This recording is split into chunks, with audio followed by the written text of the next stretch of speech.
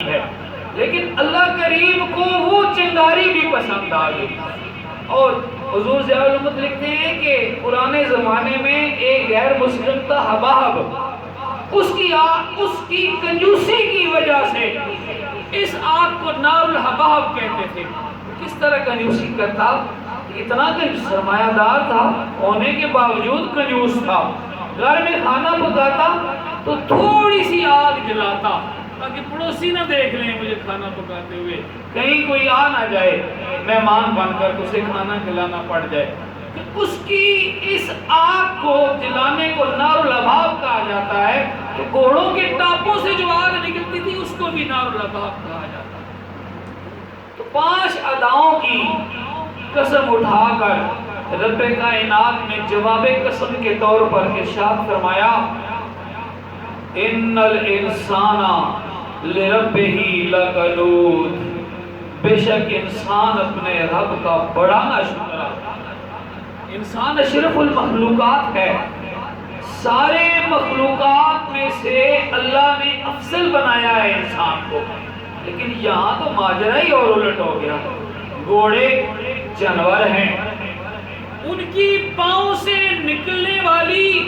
آگ کی قسم اٹھائی مالک کائنات نے، ان کے سینوں سے نکلنے والی آواز کی قسم اٹھائی مالک کائنات نے، ان کی پھر خشک زمین پر دوڑتے ہوئے جو گرد و غبار اڑاتے اس کی قسم اٹھائی مالک کل کائنات نے، اور افضل مخلوق کو جھنجھوڑ کے رکھ دیا، انہیں خواب غفلت سے جگانے کے لیے ان الانسان لربہ لکنود، اے انسان تو اپنے رب کا بڑا ناشکرا ہے، کیوں قسم ارشاد فرمائی۔ ایک بات تو یہ علماء تفسیر فرماتے ہیں کہ گھوڑوں کی یہ ادائیں اللہ کو اپنے برگزیدہ بندوں کی وجہ سے پسند آ گئی۔ گھوڑے کے پاؤں سے اٹھنے والی خاک کو یا لائٹ کو، بجلی کو، آگ کو نسبت تھی گھوڑے کو، اور گھوڑے کی کو نسبت تھی اپنے سوار سے۔ گھوڑے کو کس سے نسبت تھی؟ اپنے سوار سے، اور سوار کو نسبت ہے آمنہ کے لال سے۔ مجاہد، یہ مجاہدین کے گھوڑے تھے جن کے پاؤں سے نکلنے والی خاک بھی، اڑنے والی خاک بھی اور بجلی بھی اللہ کو پیاری ہو گئی، اللہ کو محبوب ہو گئی۔ ہمارے امام لکھتے ہیں، دار کو سگ اور سگ سے ہے مجھ کو نسبت، بڑی میری گردن میں ہے بڑی دور کا دورہ تیرا، یعنی کہ جو نسبتیں ہیں۔ اور ہمارے ایک اہل سنت کے مبلغ یہاں ایک شعر میں تصرف کر کے لکھتے ہیں کہ شیخ ہے نا کہ غیرت ہے بڑی چیز، جہاں تگ و دو میں پہناتی ہے درویش کو تاج سردارا۔ وہ اس میں تھوڑا رد و بدل کرتے ہیں اور لکھتے ہیں کہ نسبت ہے بڑی چیز، اس جہاں تگ و دو میں پہناتی ہے درویش کو تاج سردارا۔ ارے نسبت اگر اللہ کے ولیوں سے ہو جائے تو جس کی نسبت ہوتی ہے اس کی عزت کو اوج کمال تک پہنچا دیا کرتی ہے، اس کے اخلاق و کردار کو سنوار دیا کرتی ہے۔ جیسے میں کیوں نہ کہوں، اس آستانے کو بنانے والوں کو نسبت ہے سید بابا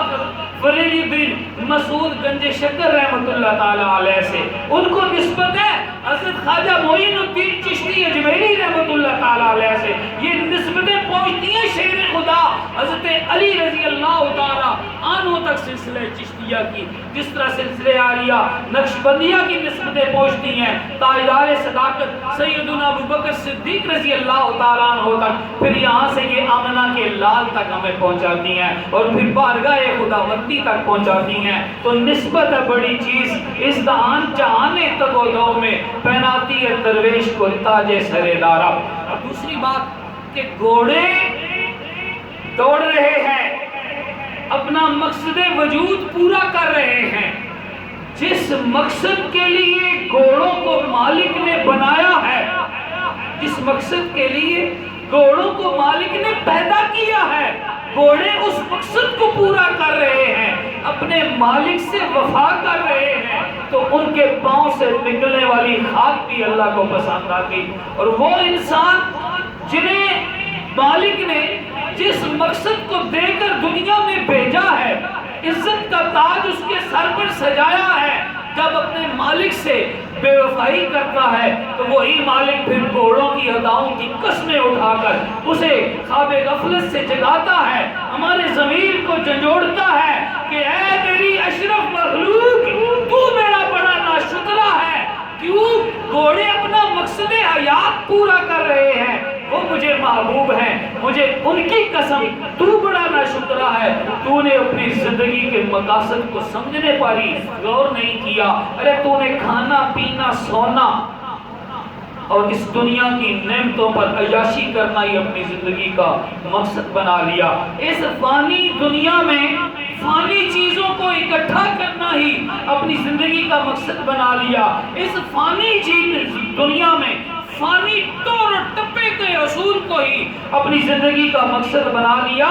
تو سمجھا ہی نہیں کہ تجھے پیدا کیا تھا اپنی عبادت کا فرض دے کر، تجھے پیدا کیا تھا اپنی عبادت کا مقصد دے کر، وَمَا خَلَقْتُ الْجِنَّ وَالْإِنسَ إِلَّا لِيَعْبُدُونِ، نہیں